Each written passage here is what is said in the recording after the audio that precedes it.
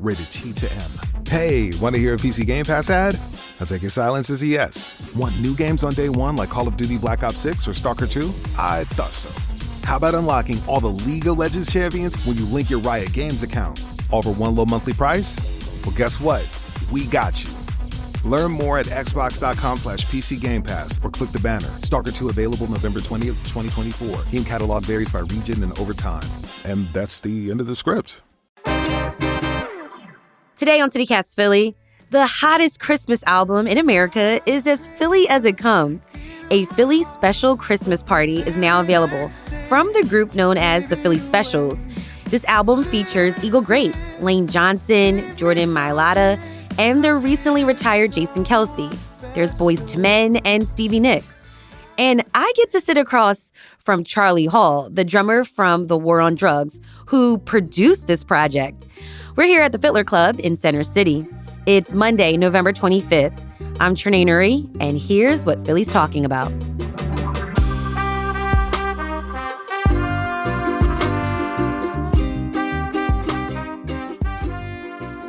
Charlie, what's the backstory on this third album now? You're putting Christmas music out again from the best Philadelphia Eagles players that we know. What's the backstory here?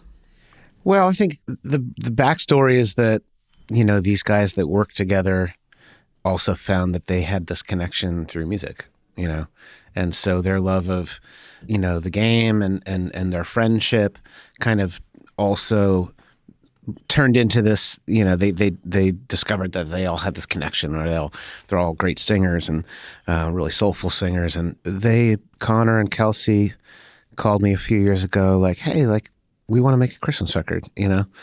What was your reaction?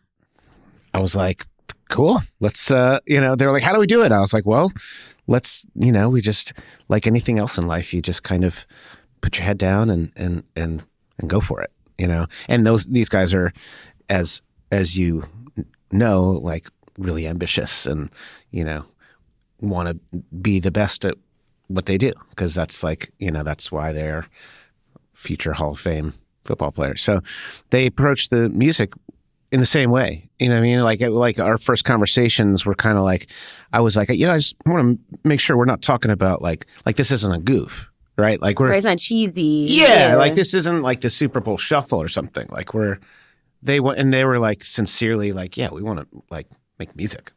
And so we talked about connections and, you know, like for me, it was just important to get to the core of like what was meaningful to them about, you know, Christmas or the holidays and how that ties into songs. And so like I wanted to make sure that, you know, we weren't just doing songs that I love, but that we were doing songs that everyone had like a connection to. Even if it was a song that I introduced them to. I mean, you know, Jordan's from Australia and his understanding of the Christmas canon is a little different than you know, I think the other guys. So half the time Jordan would come in and have no idea what the song was.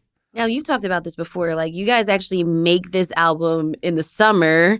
Yes, right? That's an and you kind of can hear a distinction. little bit of that. Like, they're going to go to practice a little bit sometimes. In the music, you hear like, hey, we got to like hurry up and do this because we got to go back to the field. Well, yeah, that's part of, I think, like the illusion that we're trying to create, you know, because it's, I mean, yeah, to be very clear, like they're not doing this while they're supposed to be on the field. Right. You know, so we're doing it. So it adds to the surrealness of it for sort of like, you know, walk out of the studio after 10 hours or 12 hours and you're in the blistering sun. You know, it's like, oh, wow, right. It's summertime. I forgot, you know. Kelsey's in here running around in a Christmas sweater singing, you know, Santa Claus is coming to town and it's, you know, July 3rd. A big part of all of these albums have been the connection to charities. So the vinyl version of the album is raising money for the Children's Crisis Treatment Center, their holiday toy drive. Then some money's going to the Children's Hospital of Philadelphia, or CHOP, as we all know it, the Snowflake Station. And then there's been an announcement, Operation Snowball. You guys are giving every student in Philadelphia public school a gift. That's the idea. That's a lot of kids. It's a lot of kids. But, you know, it's like, I think that's just to go back to what I was saying before. It's like it's the way these guys think. It's like thinking really big and like what's the coolest thing we could do. Like Kelce, I think was just really like had this idea this year for like what's like a wonderfully sort of grand gesture that we can do to kind of celebrate kids in Philadelphia. And it's like let's get a gift to every kid in Philly public schools. Like, wow, that's a lot of kids. You feel like Santa? Well, not yet. What's the date? So it's awesome.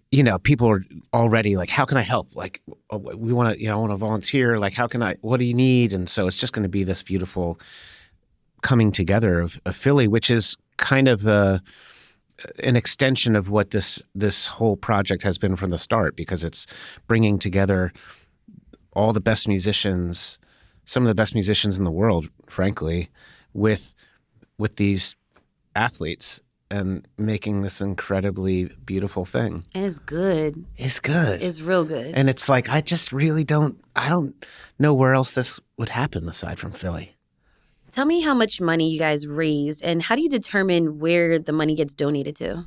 Yeah, talk about snowball. The first year was sort of a punk rock affair because we didn't know if we would even, break even or like raise any money. It was just kind of like doing this thing out of love, and they're like, well, it'd be so cool to raise money for the Children's Crisis Treatment Center and CHOP. It was like the idea, and it just kind of like the record sold out in a couple minutes. We were just floored. Right. So, and then the next year, we doubled it. First year we raised over $1 million, and second year, like 3 or something. And so now it's like we've been able to. It has truly snowballed, and so that's sort of, I think, what has led us to this third and final. Final? Yeah, 3 is a good number. Oh man, I was starting to look forward to this tradition. Me too. No, that felt like the right, sort of like wrap this up with a third and make it huge and do something really impactful, and the music has gotten bigger and it's we've sort of expanded the family of musicians that have been a part of it. So it really has just been truly one of the most unimaginably awesome experiences of my life. Nice. I love Christmas music. I didn't.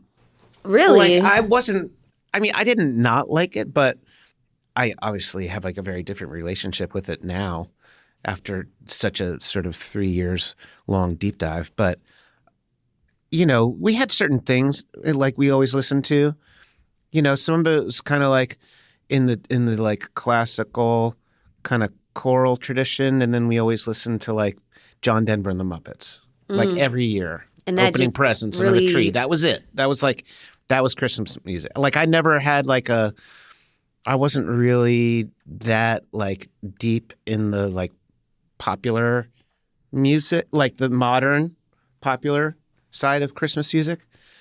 But let's just say I've been down the rabbit hole the last few years. Once I hear Luther Vandross, "Oh Come All Ye Faithful," the tears start flowing. So it's like Luther. That like Christmas music can really like take you somewhere. Totally. So why did you say yes to doing Christmas music? Well, because I love the whole idea of togetherness, and you know what I mean? I love Christmas. Okay. I'm not saying I don't like Christmas music. Okay. I'm not like, but I wasn't like some Christmas music expert. Okay. I know how to make records, and I, enjoy the process of bringing musicians together, especially like I love, bringing people that haven't necessarily ever played together or even met, but like that's like something that I personally really enjoy. It's like putting people in positions to just really like express themselves and communicate and, make something awesome. But, so, and I could see this whole project, like I was saying before, was really just all about like this love and friendship that these guys had for each other. So, and they called me because we were friends. And then I got Nick Krill involved, who engineered and mixed all of this. And really it's like why this sounds so great, you know, and then just like every person that I call to come in, I'm like, I don't know how to explain this to you exactly, but you know, but I promise it's gonna be cool. And then it's just like everybody leaves there like, oh my God, like what is this? This is so wonderful, you know. All right, we're going to take a quick break, but when we come back, we're going to talk about the Philly references on this album and some of my favorite songs.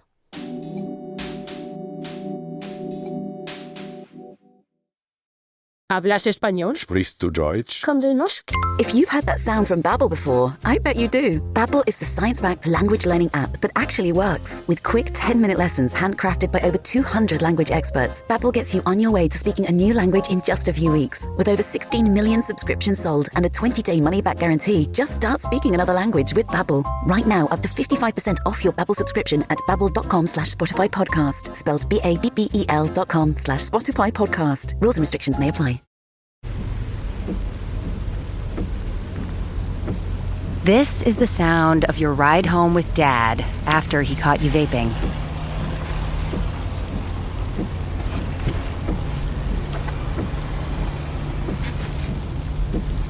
Awkward, isn't it?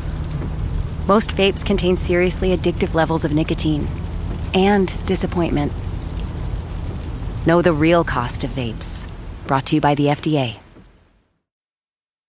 That friendship and support that you're talking about, you talked about that before in an interview about when you came from San Francisco to Philly, that the group of musicians that you got to hang out with, you guys were supporting each other. You were going to each other's shows and, you know. Propping each other up. Yeah. You know, it wasn't like, I mean, yeah, there's competition for sure, I imagine, but like never felt like that to me. Like when I got here, you know, that was 2003. It was like a real kind of a zeitgeist happening, I think, in Philly around that time, like musically with all the bands that were around and, you know, the scene that was happening like at the Khyber before it was, you know, gone. And that sort of, then Johnny Brenda's opened up and, you know, it's just like this really cool camaraderie in Philly that I felt.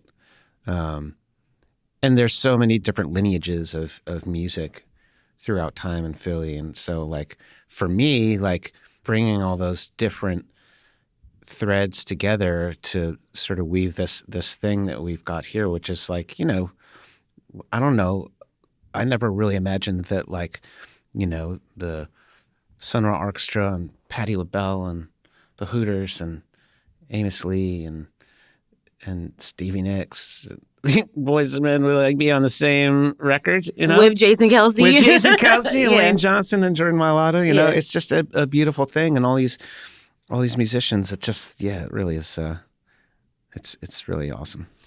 Do you still tap into like the local music scene here in Philly? Yeah. It's still. I mean, it's still going. And what are you listening to nowadays?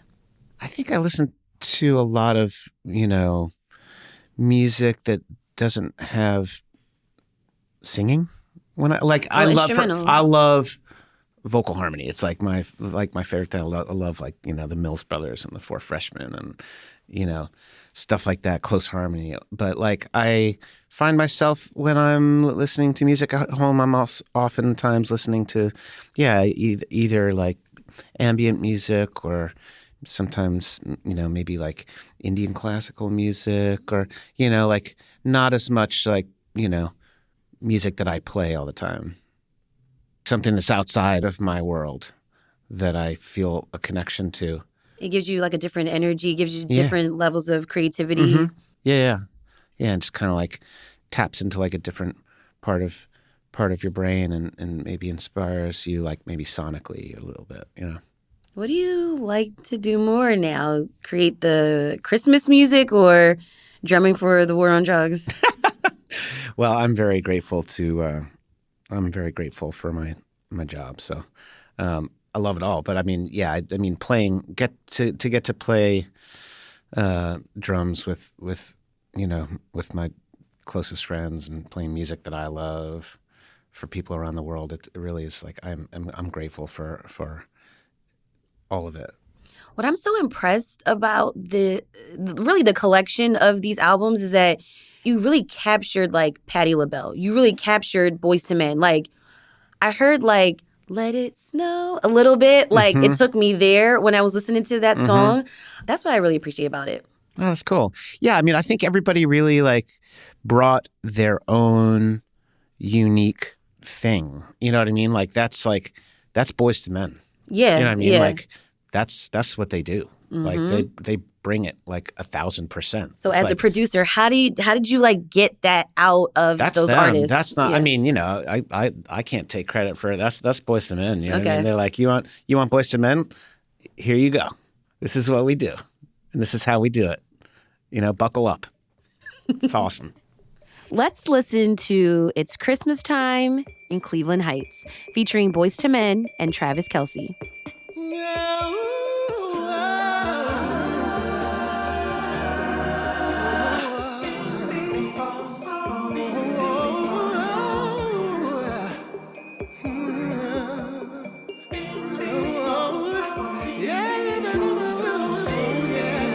This is a shout out to everyone all around the world who's thinking about home this Christmas. That's right, it's Christmas time. All right now. So last year, the song Fairy Tale of Philadelphia reached #1 on iTunes. Your album in 2022, A Philly Special Christmas, had top spots on the Billboard charts. And then this year, there are a ton of subtle and not so subtle Philly references throughout the album. Is there something about Philly that provides inspiration for Christmas music? Yeah, I think. I think Christmas music. We were talking about it a little bit before, but I think like one of the things that I've come to really admire about a lot of these songs is that I know for me, like my favorite songs are the ones that are actually like a little melancholy, and like I think that that's an important aspect. Like Christmas music it really does cover like all that range of emotions, because like Christmas it's a happy time, but it's also like not necessarily a happy time for others, or the holidays or whatever. I mean, I know we're talking about Christmas, but we're just talking about like this time of year, this reflective time. And I think that this goes for Christmas music, and I think the music that I love in life, it's like most of the music I love is actually at its core like pretty sad.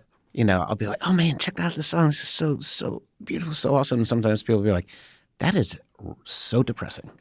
Like, well, no, it's not. It's beautiful. It's like, oh yeah, like you're tapped into that sadness that's being expressed here, and that's real. And so I think that Christmas music has like the whole range of emotions, and Philly, like we have it all here too. Like we have the whole range of human experience, and that's what I think Christmas music is about. Sometimes just sort of like a reflection of one's human experience, and sometimes that's sadness, but sometimes it's hope, and sometimes it's joy, and sometimes it's all those things, because those aren't binary emotions. That's like we all feel probably all those things in one day. That's true. So when I think about Christmas music that I like, a lot of R&B, but the song that got me on this album, Give it to me. Santa Drives an Astro Van. Oh, Damn. dang. Matt I love it. Quinn, Philly's own Mount Yeah. Joy sings with Jason Kelce. Oh yeah. And the lyrics, I was blasting it on Market Street And this the morning. Mount Joy Band is on it too. Yeah. Yeah. I just want to read the lyrics. Yep. And here comes Santa in an Astro van, rolling down Broad and Pattison. He's stoned while Jerry plays. And then they sing, when my doobie smoking Santa puts my name up on his nice list. He said, son, you're famous in Philly. You'll always be famous in Philly. And you know you'll always be winning when you're coming home for Christmas. Is that true, Charlie, that once you're famous in Philly, you'll always be famous in Philly? I think Jason Kelce will always be famous in Philly. Absolutely. Yeah. Yeah. Tell me how you guys created that one. Well, Matt came down to the studio a few times and just to hang and sort of soak it in and be a part of it. And then he was like, I got this idea. to rework a song of theirs called Jesus Drives an Van, right? And so he brought it in, and it just, it just hit a note. Like, and it just like everything, I feel like this record, especially, like, we kind of like were able to cover like a real spectrum. I mean, there's sonically there's a lot of through lines in terms of like the sonic palette, but in terms of like stylistically and emotionally, there's like a real spectrum, and I think that like Astrovan really like helped to round out that spectrum of emotion and humor, and because that's another, we haven't really talked about like humor, but that's like another aspect of Christmas music. It was so fun. Awesome. Yeah. I've described the Kelce family like Philly's royalty, Philly's first family, so to speak. And we all know who has been invited into the family. Is Taylor Swift on this album? No. No? No, but I think the world is going to stop in their tracks when they hear Kelce singing. Through red and green, familiar scores, through pageantry like semaphore, they'll send their love and we'll hope for more as the year turns over again. They'll come and go, but once they leave, it's just you and me by the Christmas tree. Two thankful hearts who got to see. I mean, the emotional, core of this record is a song that Brandon Beaver wrote called "Loud Little Town," and he wrote it for a friend of ours. Actually, just to watch this song sort of be literally like born at this Christmas party last year. A friend of ours, Brandon Beaver, from the band Me Without You and Buried Beds, he wrote a song kind of like about an empty nest and sort of set in the hall around the holidays. And I'm telling you, like, I'm not even lying. Like, he sang this song to the room. Like, I was sobbing, and I looked around, like everyone was sobbing. It, like, this song is so beautiful, and it's just this sentiment about, you sort of blink and everyone's gone. The kids are grown up, and it's like, hey, we did all right, And so when we were kind of kicking around tunes for this album, and there's 3 originals on this album this year, and I played it for Jason. I was like, you really got to like check this out, And he, it just, I hoped it would resonate with him, and it did. He heard it. He was just like, damn. And so when it came time to like think about it being a duet, I was like, who's your dream duet partner? Like, you want to call Emmylou Harris? Like, who do you want? Like, anybody in the world? And he was like, I think this would be, and this is one of Jason's superpowers. He's always like, just like gets right at it. He's like, I think this would be more powerful if it was a husband and wife. He's like, Kylie can sing. I was like, damn, that's incredible. And That's then a she love came that in. we all want. Dang, I know. And man, she sings so beautifully. It's like people are gonna stop in their tracks when they hear this. It's incredible. You said at the top of the interview that these albums could only happen in Philly. What's the reason for that? I don't know the answer to that, but I know that it's like, I feel it, like, like that thing we were talking about when I came here, and it was like people playing in each other's bands and propping each other up and building a scene. And, I mean, there's some sort of analog to, you think back to like what made the Philly sound. Like it wasn't just, it wasn't just horn, it was strings, and it was horns, and it was these grooves, and it was like, kind of greasy, but like also orchestrated and beautiful, kind of like all those things. It's why people still resonate with, like the freaking Rocky theme, You know, it's like you hear that and it's like it is all those things. And that's pretty Philly to me. It's like all those things together. Charlie Hall, thanks so much for chatting with me on CityCast Philly today. Thanks for having me. You can purchase the vinyl version of the new album, A Philly Special Christmas Party, at phillyspecialchristmas.com. CDs are also available in stores. All proceeds benefit 3 Philly charities: the Children's Crisis Treatment Center, Children's Hospital of Philadelphia, and the Fund for the School District of Philadelphia.